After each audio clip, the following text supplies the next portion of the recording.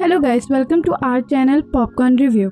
आज मैं एक बहुत इंटरेस्टिंग मूवी की एक्सप्लेनेशन लाई हूँ जिसका नाम है अनटेम्ड। ये मूवी 2016 में रिलीज हुई थी और ये एक क्रिएचर के बारे में है जो ह्यूमंस को सेटिस्फाई करके अपना एडिक्टेड बना लेता था। मूवी की शुरुआत में हम एक मेटेओर को अर्थ की तरफ आते हुए देखते हैं।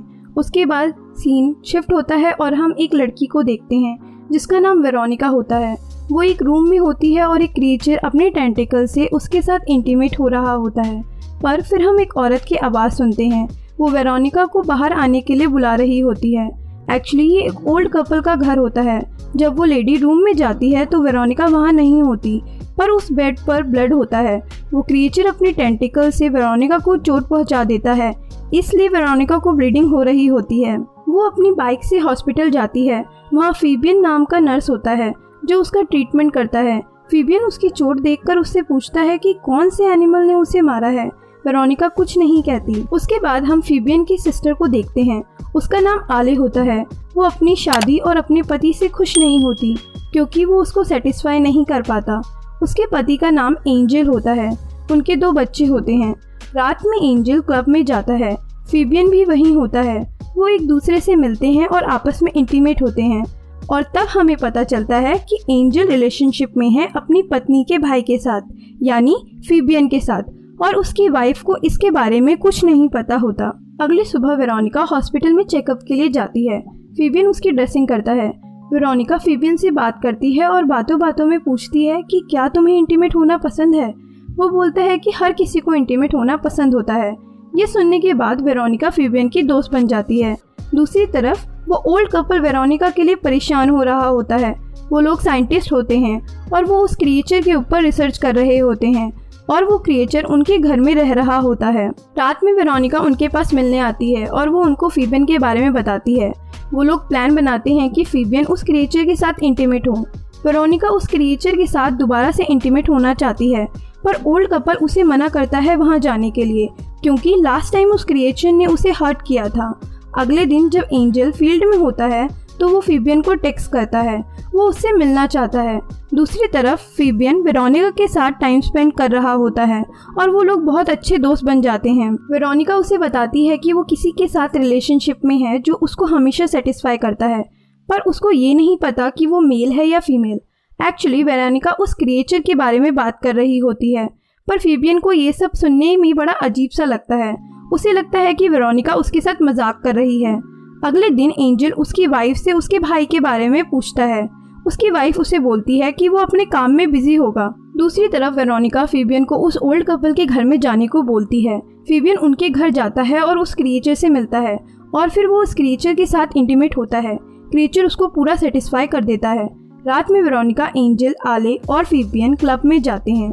फीबियन बहुत खुश होता है, पर एंजल फीबियन पर बहुत गुस्सा होता है क्योंकि वो उसके टेक्स्ट का मैसेज का कोई रिप्लाई नहीं कर रहा होता।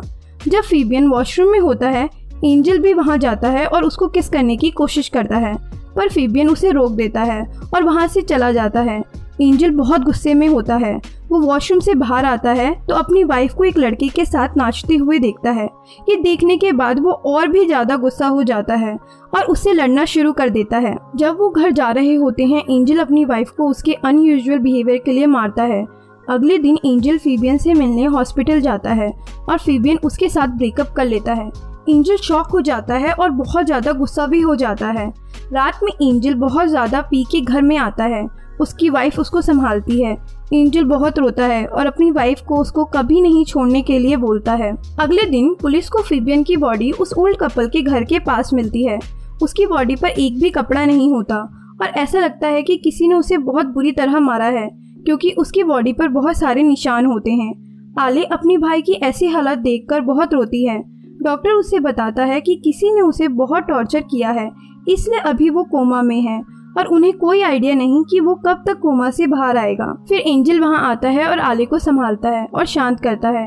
अब एंजल एक फैमिली मैन बन जाता है, पर उसको इस बात का डर लगता है कि एक दिन आले को उसके और उसके भाई के रिलेशन के बारे में पता चल जाएगा। अगले दिन जब आले हॉस्पिटल के बाहर होती है तो वेरोनिका उससे मिलने आती है। वो उससे उसके भाई के बारे में पूछती है। वो बोलती है कि वो कोमा में है। उसके बाद आले वेरोनिका को बोलती है कि उसको उसके भाई के घर जाना है। इसलिए वेरोनिका अपनी बाइक से उसे फीबियन के घर छोड़ देती है। आले को उसके भाई का फोन मिलता है। वो उसके सारे मैसेजेस पढ़ लेती है जो उसे एंजल ने भेजे होते हैं। एंजल ने उसे धमकी भरे मैसेजेस भेजे होते हैं कि अगर वो उसके पास नहीं आएगा तो वो उसे मार देगा। मैसेजेस पढ़ने के बाद आले को पता लगता है कि एंजल और फीबियन रिलेशनशिप में थे और उसे लगता है कि शायद एंजल ने ही फीबियन को उसके ब्रेकअप करने की वजह से मारा है। वो इस बारे में एंजल से बात करना चाहती थी पर वो डर जाती है और वो इस बारे में कोई बात नहीं करती। अगले दिन आले फीबियन से मिलने फिर से हॉस्पिटल जाती है। वहाँ उसे डॉक्टर बताता है कि फीबियन एक बहुत अच्छा नर्स था। ये सुनने के बाद आले को अपने भाई पर प्राउड फील होता है। वो एंजल के खिलाफ केस फाइल कर देती है। एंजल जब अपना काम कर रहा होता है पुलिस वहां आती है और उसको अरेस्ट कर लेती है।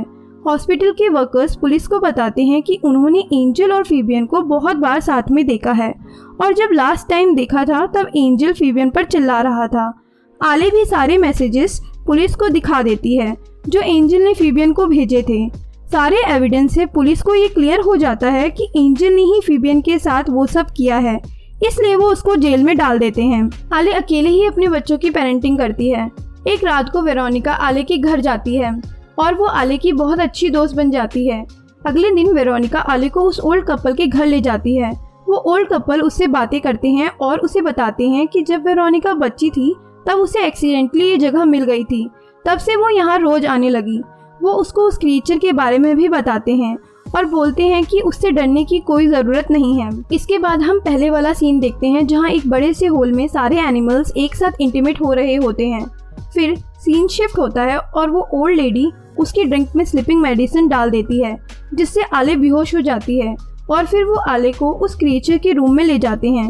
जब आले उठती है तो उस क्रिएचर को देखकर बहुत डर जाती है। क्रिएचर उसके पास आता है और उसके साथ इंटीमेट होता है। घर आने के बाद वो वेरोनिका को हक करती है क्योंकि क्रिएचर के साथ इंटीमेट होने के बाद वो पूरी तरह सेटिस्फाई हो जाती है। फिर वो वेरोनिका से पूछती है कि क्या उसका भाई भी उस क्रिएचर के पास इंटीमेट होने गया था। वेरोनिका हाँ बोलती है। फिर आले उससे पूछती है कि क्या क्रिएचर ने उसके भाई के साथ वो सब किया है, पर वेरोनिका उससे झूठ बोल देती है। वो बोलती है कि क्रिएचर कभी किसी को हार्म नहीं पहुंचाता। फिर से वेरोनिका उस ओल्ड कपल के घर जाती है पर वो उससे उस क्रिएचर से दूर रहने के लिए बोलते हैं।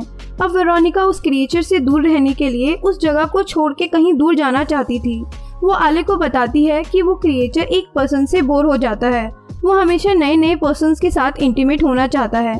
पहले तो वो क्रिएचर अपने पार्टनर को प्लेजर देता है, उसको पूरी तरह से सेटिस्फाई करता है, पर जब वो उससे बोर हो जाता है तो उन्हें हर्ट करना शुरू कर देता है। ये सुनने के बाद आले को रियलाइज होता है कि उस क्रिएचर ने ही उसके भाई के साथ वो सब किया था क्योंकि वो उससे बोर हो गया था। वेरोनिका एक्सेप्ट करती है कि उसने आले से झूठ बोला था और आले उसे माफ कर देती है। उसके बाद वेरोनिका उस जगह से दूर चली जाती है। एक दिन जब आले अपने बच्चों को स्कूल से पिकअप करने आती है तो टीचर उसे बताती है कि उनकी दादी उन्हें स्कूल से ले गई है। ये सुनने के बाद आले एंजल की मम्मी के घर जाती है। वहाँ उनकी लड़ाई हो जाती है पर लास्ट में आले अपने बच्चों को ले लेती है। अब वो उस क्रिएचर के पास रोज इंटीमेट होने जाती है। एक दिन वो फीबियन से मिलने हॉस्पिटल जाती है और उसको ऑक्सीजन पाइप निकाल देती है। वो मर जाता है। वो ऐसा इसलिए करती है क्योंकि उसके भाई ने उसके पति को चीट किया होता है। एंजल के पेरेंट्स बहुत अमीर होते हैं और वो अपने पैसों से एंजल को जेल से निकलवा लेते हैं। एंजल बहुत डिप्रेस्ड और अपने आप से बहुत डिसअपॉइंटेड होता है। वो सुसाइड करने का ट्राई करता है लेकिन उसके पापा वहां आ जाते हैं और उसे रोक लेते हैं। दूसरी तरफ वेरोनिका एक ट्रिप पर होती है और वहां वो एक आदमी से मिलती है। वो उसके साथ इंटीमेट होती है पर वो उसको सेटिस्फाई नहीं कर पाता जैसे कि क्रिएचर उसे सेटिस्फाई करता था। आले एक रेंटेड रूम में रह रही होती है। एंजल उसके घर आता है। आले उसको देखकर डर जाती है। एंजल उस पर बहुत गुस्सा होता है क्योंकि उसे लगता है कि जब वो जेल में था आले किसी और के साथ इंटीमेट होती थी। आले उसको वहां से जाने के लिए बोलती है पर एंजल गुस्से में उसे मारने लगता है और वो आले को मारने के लिए अपनी गन निकाल लेता है पर गलती से वो ट्रिगर दबा देता है और बुलेट उसके पैर पर लग जाती है। वो आले को उसकी हेल्प के लिए बोलता है। आले उसको एक ट्रक में रखती है और उस ओल्ड कपल के घर पर ले जाती है। जब वो डोर ओपन करती है उसको वहाँ वेरोनिका की डेड बॉडी मिलती है। इसका मतलब कि वो वहाँ उस क्रिएचर के साथ इंटीमेट होने आई थी पर क्रिएचर ने उसे मार दिया। आले एंजल को मारने के लिए उस क्रिएचर को दे देती है और वो क्रिएचर एंजल को बहुत बुरी तरह मार देता है।